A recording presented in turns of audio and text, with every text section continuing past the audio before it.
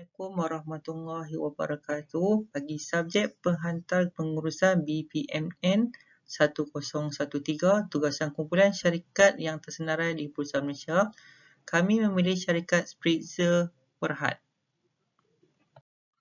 Saya memperkenalkan ahli-ahli kumpulan, Khairil Azriza, nombor matrik 290135.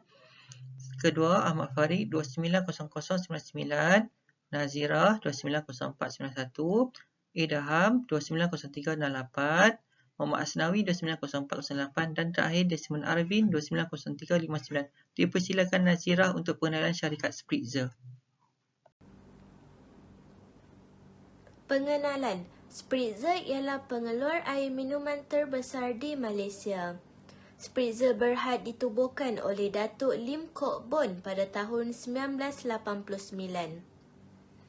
Beliau mula membotolkan air mineral di sebuah kedai kecil di Taiping, Perak. Pada 26 Mei 1993, Spritzer telah diperbadankan sebagai syarikat liability terhad sebagai Spritzer Sdn Berhad sebelum syarikat itu ditukar menjadi syarikat awam Berhad pada 11 Julai 1994 sebagai Spritzer Berhad. Spritzer telah disenaraikan di papan kedua Bursa Saham Kuala Lumpur. VC Spritzer adalah untuk diterima dan diberi penghormatan sebagai pengeluar air mineral botol premium dan terbaik. Analisis menunjukkan bahawa Spritzer memenuhi visi mereka. Ini mungkin benar kerana pada masa ini Spritzer telah diakui sebagai penjual terbaik untuk air mineral semula jadi di Malaysia dan banyak negara lain. Ini kerana Spritzer disokong oleh profesional yang berkelayakan tinggi sambil dilengkapi dengan teknologi terbaik, automatik dan teknologi pembotolan termaju. Misi. Objektif korporat mereka adalah untuk melihat persekitaran bebas pencemaran untuk generasi esok dalam menyokong isu perubahan suhu global dan untuk mengurangkan pengeluaran dioksida.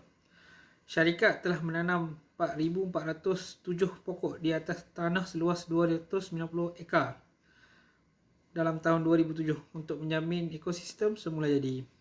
Tanah ini dikekalkan dalam jenis hutan hujan supaya bebas dari persebaran aktiviti komersial. Mereka perlu meningkatkan kenyataan objektif mereka supaya kenyataan objektif mereka lebih jelas daripada penyataan objektif. Individu menyedari bahawa Spritzer memberikan tumpuan kepada alam semula jadi. Seterusnya, saya Khairil Azriza bin Khairul Izzahim, nombor matrik 290135, akan menerangkan mengenai produk-produk keluaran Spritzer dan juga pesaing-pesaing utama syarikat Spritzer. Syarikat Spritzer Sdn Berhad adalah merupakan antara syarikat pembekal air semula jadi yang terkenal di Malaysia. Sistem penapis air semula jadi yang dikeluarkan syarikat Spritzer Sdn Berhad diekstrak dari bahan batu permabel untuk mencari air mineral yang berkualiti. Batu penapis yang terletak pada bawah tanah semula jadi ini dikenali sebagai aquifer dan ia lebih kepada menjaga kesegaran air dan kebersihan kualiti air. Apabila air tersebut telah melalui banyak fasa lapisan strata batu, ia akan diselitkan dengan mineral yang dapat meningkatkan kesihatan dan kesegaran keseluruhan badan anda. Air mineral ini disimpan pada kualiti yang terbaik dan dilindungi dari semua bahan pencemar melalui langkah-langkah pemeliharaan dan pemeliharaan. Keadaan ini juga dapat dikaitkan dengan faktor persekitaran umum iaitu teknologi dan prasarana yang terdapat pada masa kini. Air botol keluaran Spritzer Sdn Berhad dapat dibezakan oleh penutup tersebut mengikut Akta dan Peraturan Makanan Malaysia. Oleh kerana kesemua botol air adalah sama, botol air minuman selingan mempunyai penutup botol berwarna putih, manakala botol air mineral semula jadi yang mempunyai penutup botol air yang berwarna. Bagi membezakan jenis sumber air, antara jenis produk yang ditawarkan oleh syarikat Spritzer Sdn Berhad adalah seperti Spritzer Natural Mineral Water, Spritzer Drinking Water, Spritzer Tetra Pak, Achilles by Spritzer, Spritzer Tinge, Spritzer So Tinge, Spritzer Sparkling Water, Spritzer Dispenser, Spritzer Colorful Flow and Warm Dispenser dan juga Spritzer Water Pump Dispenser. spritzer tinge, spritzer so tinge, spritzer sparkling water, spritzer dispenser. Trend-trend dan isu-isu utama terkini mengenai syarikat Spritzer. Pertama, asas pelanggan yang kukuh. Spritzer mempunyai pengkalan pelanggan sedia ada yang menjadikan pengkalan pelanggan mereka lebih kukuh berbanding pesaing lain. Pengkalan pelanggan dirujuk kepada sekumpulan pelanggan yang berulang kali membeli barangan atau perkhidmatan perniagaan. Selain itu, kesetiaan pelanggan membantu peniaga meningkatkan imej jenama. Kedua, barisan produk yang luas. Spritzer menjual pelbagai barisan produk di bawah pelbagai nama jenama berusaha untuk membezakannya antara satu sama lain untuk kebolehgunaan yang lebih baik untuk pelanggan. Spritzer sering mengembangkan tawaran mereka dengan menambah produk sedia ada daripada jenama yang mereka sudah biasa. Ketiga, produk mesra alam. Spritzer lebih menekankan kepada produk mesra alam. Air mineral Spritzer diperoleh dari bawah tanah dan merupakan produk air hujan semula jadi selepas bertahun-tahun ditapis melalui lapisan bumi dan menyerap pelbagai mineral dalam perjalanan. Spritzer mendapatkan air mineralnya daripada 5 titik kelulusan Kementerian Kesihatan 400 kaki di bawah tanah di kilang di Taiping dengan penggunaan kapasiti semasa sebanyak 180 juta liter air setahun. Air dari sumber itu terletak di atas 300 ekar di Taiping. Keempat, kekuatan pekerja berasaskan komitmen tinggi. Spritzer telah meningkatkan kecekapan pengeluaran dan ketepatan penghantaran dengan mempunyai tahap komitmen yang tinggi antara pekerja. Sebagai contoh, pekerja dalam syarikat boleh mendapatkan bantuan sekiranya mereka menghadapi sebarang masalah dan pekerja atau pengurus ini bersudi membantu serta memberi sokongan kepada mereka yang boleh meningkatkan komitmen antara pekerja membawa kepada prestasi yang tinggi. Kelima, kekurangan pengenalan pelbagai produk. Spritzer menggunakan mesin yang berbeza untuk bekerja mengikut turutan tetapi hanya boleh menghasilkan satu produk siap.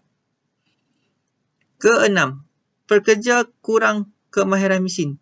Masalah Spritzer ialah kekurangan pekerja mahir untuk mengendalikan mesin. Keseluruhan proses tidak akan selesai tepat pada masanya sekiranya salah satu mesin tidak berfungsi dan menghadapi masalah.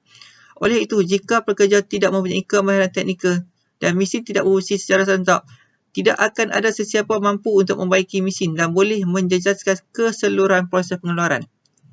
Ketujuh, susun atau kilang akan terdedah kepada masalah. Kelemahan susun atau kilang ialah reka bentuk unilateral kilang. Reka bentuk ini adalah kecacatan kilang. Reka bentuk ini mungkin akan menghentikan pertumbuhan masa depan syarikat. Tiada ruang pengembangan jika syarikat ingin mengembangkan kemudahan pengeluaran. Ke-8, mesin ketinggalan zaman. Kadar pengeluaran akan turun kerana ia akan mengambil masa yang lebih lama untuk mesin menunggu untuk dibaiki dan menyambung semula untuk menyelesaikan tugas berbanding jika mesin itu berfungsi dan digunakan dengan tinggi. Sekian, terima kasih. Ke-7, susun atau kilang akan terdedah kepada masalah.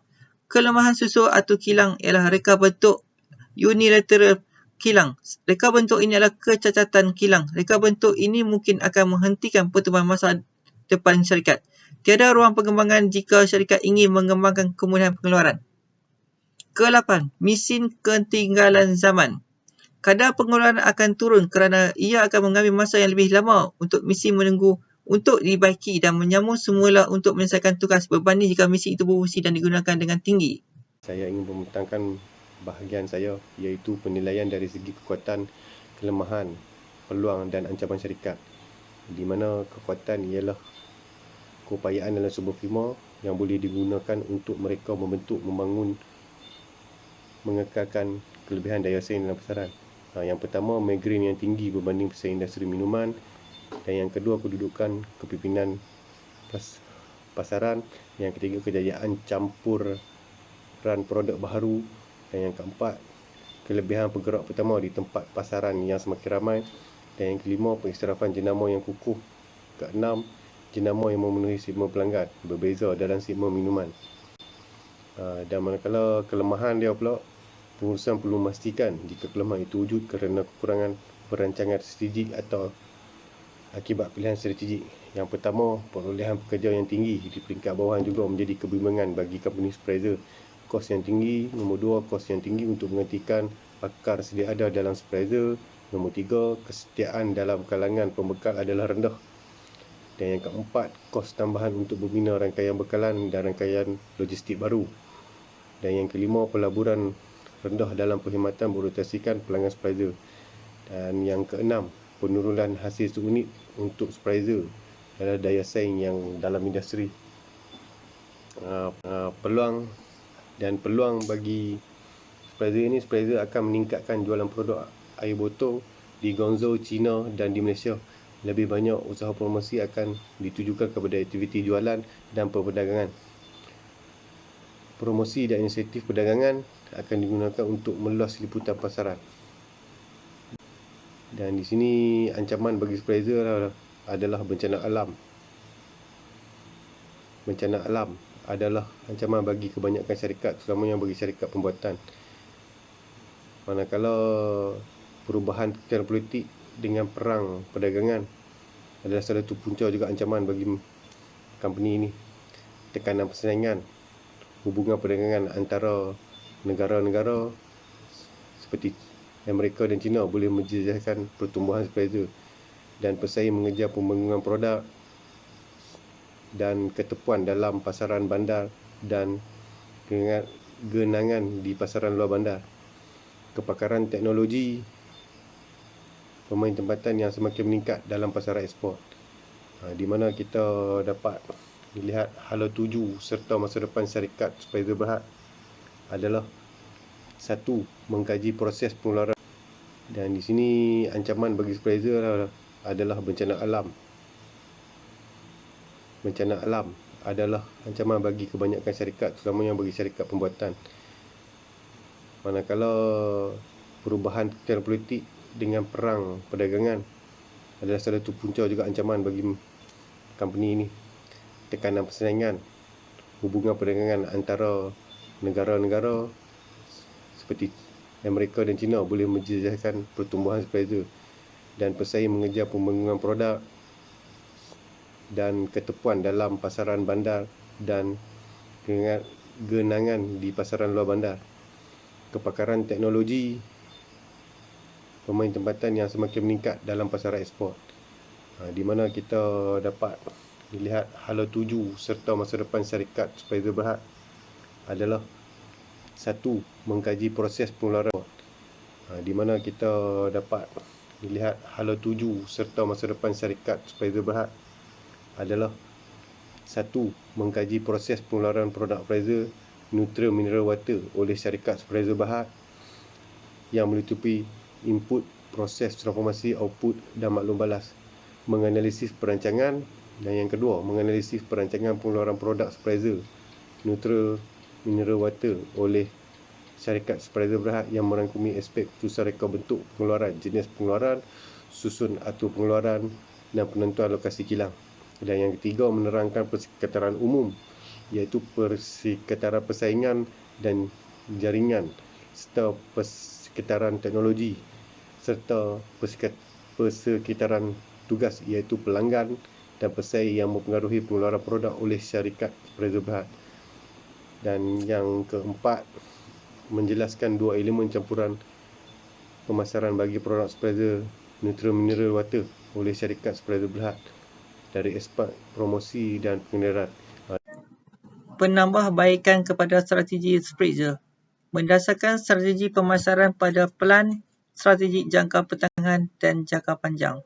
Mengenal pasti keperluan dan kehendak pasaran dan cuba memenuhi keperluan dan kehendak tersebut. Menyerahkan tanggungjawab kepada pengurus pemasaran dan memberi mereka kebebasan dalam membuat keputusan. Mengelak daripada mengembangkan perniagaan mereka dengan cuba mengeksport dan meninggalkan pasaran domestik tanpa memenuhi permintaan pasaran. Dan sentiasa menjalankan analisis pasaran untuk mengenal pasti pesaing utama. Sekian, terima kasih.